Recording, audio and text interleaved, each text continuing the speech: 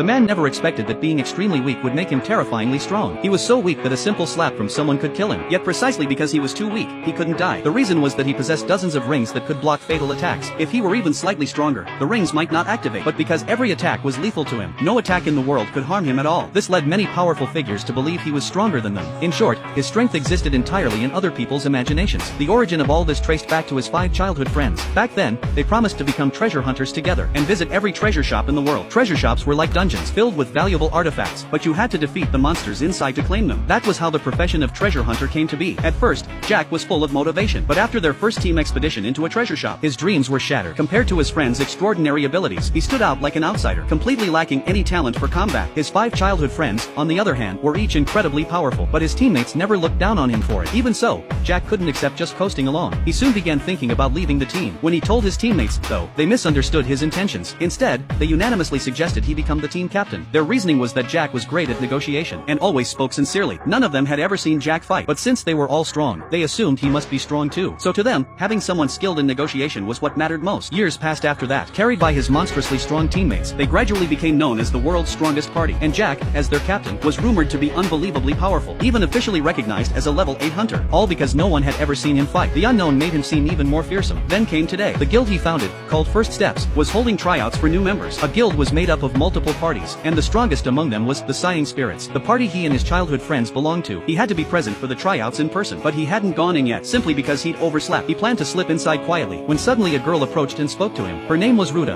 and she was bored from waiting. She wanted to get to know Jack. After introducing herself as a recognized level 3 hunter, she was about to ask Jack his level, when a burly man interrupted. He said this wasn't a place for level 3 hunters, even though level 3 was considered mid to upper tier among hunters. It wasn't enough to join First Steps. His words immediately made Ruta want to fight him. Just as the two were about to clash, guards quickly stepped in. Hearing that fighting would disqualify them, both instantly calmed down. This raised the risk of Jack being exposed, but fortunately, his worries were unnecessary. He managed to blend into the crowd without issue. Maybe because it was her first time here, Ruta didn't know which parties were present. Learning it was Jack's 5th time, she pointed curiously at a particularly flashy-looking group. Jack explained that this was the strongest party in the current recruitment, capable of clearing level 7 treasure shops. The man leading them was their captain, Art, a recognized level 7 hunter. Anyone he approved was guaranteed to rise to fame, but unfortunately, he had never recruited anyone at an open tryout before. Then, an empty table caught Ruta's attention. Just as Jack was thinking how to explain it, the same burly man cut in again. He told Ruta that table belonged to the Sighing Spirits. The reason so many people had come today was because word had spread that the Sighing Spirits might recruit a new member. Suddenly, a commotion rose from the crowd. A man who didn't know his limits wanted to join the Sighing Spirits, but no one from the party was there to meet him. As he started complaining loudly, a girl called out to him. She bluntly told him he wasn't fit to join the Sighing Spirits. This instantly angered the man. He challenged her to a duel on the spot. Coincidentally,